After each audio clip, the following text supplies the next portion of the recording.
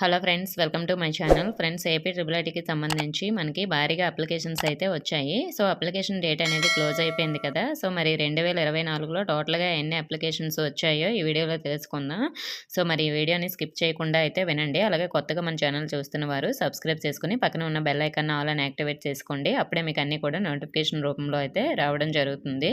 So మరి మనకి triple ఐటీకి సంబంధించి మనకి ఈ నెల 25తో అయితే దరఖాస్తుకి మనకి గడువు అయితే ముగిసింది. సో న్యూజివీడు, ఇడుపులపాయ, ఒంగోలు, శ్రీకాకుళం ట్రిపుల్ ఐటీల్లో 2024-25కి సంబంధించి మొత్తం అడ్మిషన్లకి అంటే 4400 సీట్లకి మనకి టోటల్గా 2024లో 53,863 మంది దరఖాస్తు చేసుకున్నారని మనకి న్యూస్ ఆర్టికల్లో అయితే ఇవ్వడం జరిగింది.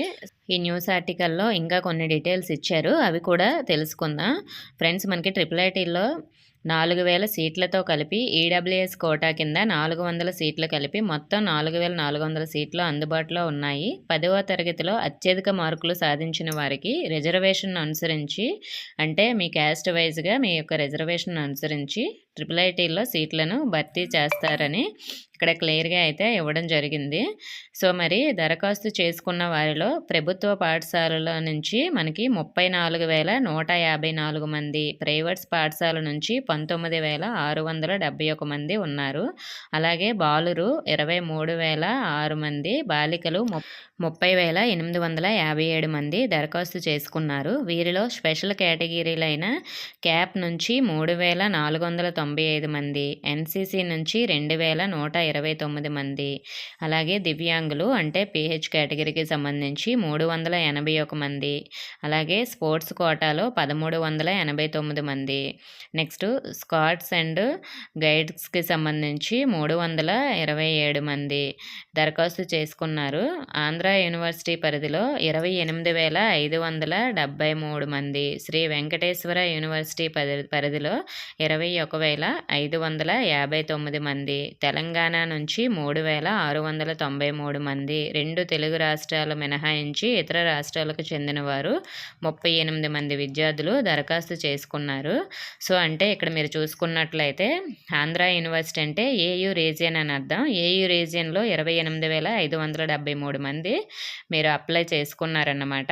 అలాగే శ్రీ వెంకటేశ్వర యూనివర్సిటీ పరిధిలో నుంచి 21,559 అంటే ఎస్వియు రీజియన్ అన్నమాట.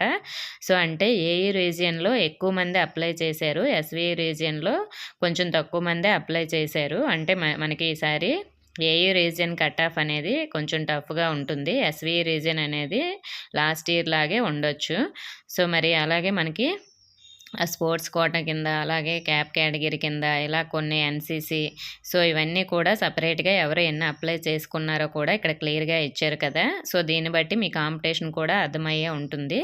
సో మరి అలాగే పీహెచ్ కేటగిరీకి సంబంధించి మాత్రం 381 మందే అప్లై చేసుకున్నారు కాబట్టి వీళ్ళకి ఎక్కువ మందికి సీట్స్ వచ్చే ఛాన్స్ ఉంటాయి అప్లై చేసిన వాళ్ళలో. ఎందుకంటే వీళ్ళకి సీట్స్ అనేవి ఎక్కువగానే ఉన్నాయి, అప్లై చేసిన వాళ్ళు తక్కువ ఉన్నారు కాబట్టి.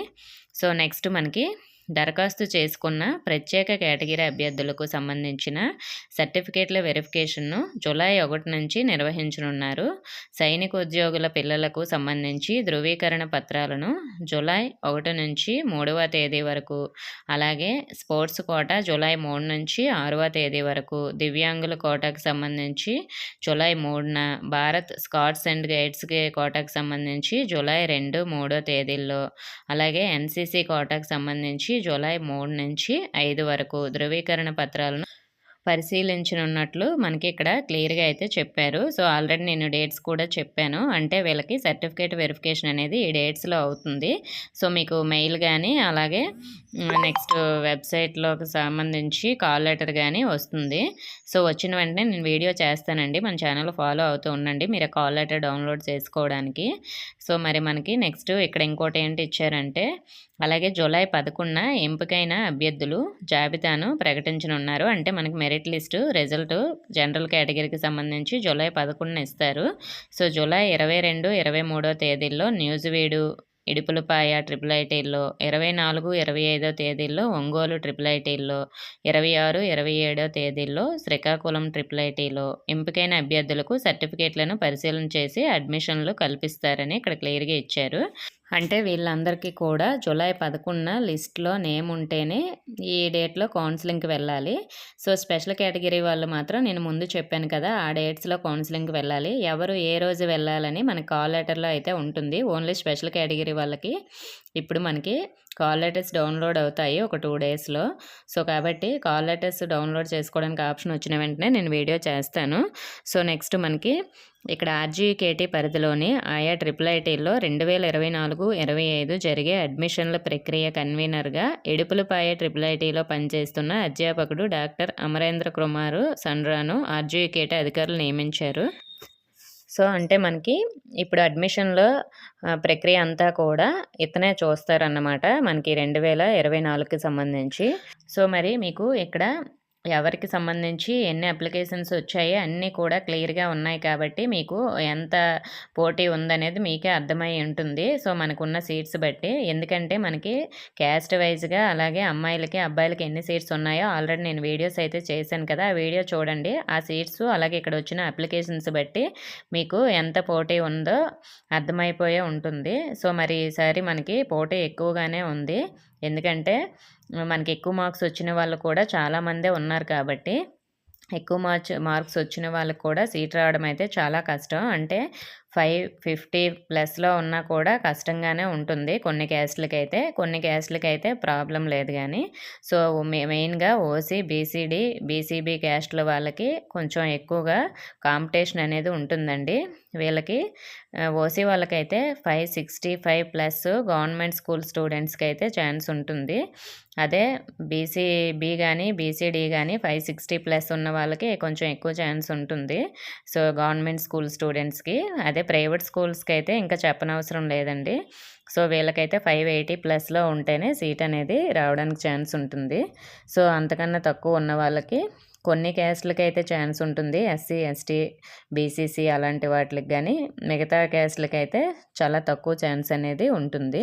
సో, మరి మనకి ఎస్‌వీయూ రీజియన్‌కి సంబంధించి కొంచెం అప్లికేషన్స్ తక్కువొచ్చాయి కాబట్టి, మనకి last year cut off maximum ఈ ఇయర్ కట్ ఆఫ్ ఒకేలా ఉండొచ్చు. ఏయూ రీజియన్‌కి మాత్రం కొంచెం ఎక్కువ అప్లికేషన్స్ వచ్చాయి కాబట్టి, మరి అక్కడ హైయెస్ట్‌ని బట్టి మనకి కట్ ఆఫ్ కొంచెం 1 ఆర్ 2 మార్క్స్ అటు ఇటుగా చేంజ్ అయితే అవుతుంది. సో, చూద్దాం. మనకి 2024కి సంబంధించి మెరిట్ లిస్ట్ అనేది జూలై 11న రిలీజ్ చేసేస్తారు కాబట్టి, అప్పుడు మనకి కట్ ఆఫ్ కూడా రిలీజ్ అవుతుంది. సో, మరి మిగతా సెకండ్ ఫేజ్‌కి సంబంధించి కూడా మనకి కట్ ఆఫ్ ఎలా ఉంటుందో ఒక ఐడియా అయితే వచ్చేస్తుంది. సో, మనకి లాస్ట్ 2 ఇయర్స్ కన్నా ఈసారి మాత్రం చాలా ఎక్కువ అప్లికేషన్స్ వచ్చాయండి. సో, మరి మనకి మార్క్స్ కూడా చాలా ఎక్కువ మందికే హైయెస్ట్ మార్క్స్ అయితే రావడం జరిగింది. సో, ఈ 2024లో కాంపిటీషన్ అనేది చాలా ఎక్కువగానే ఉందండి. ఓకే ఫ్రెండ్స్, దీనికి సంబంధించి ఇంకెలాంటి డౌట్స్ ఉన్నా కామెంట్ చేయండి. ఇన్ఫర్మేషన్ నచ్చితే వీడియోని తప్పకుండా లైక్ చేసి మీ ఫ్రెండ్స్‌కి కూడా షేర్ చేయండి. మన ఛానల్‌ని సబ్స్క్రైబ్ చేసుకోండి. Thank you for watching.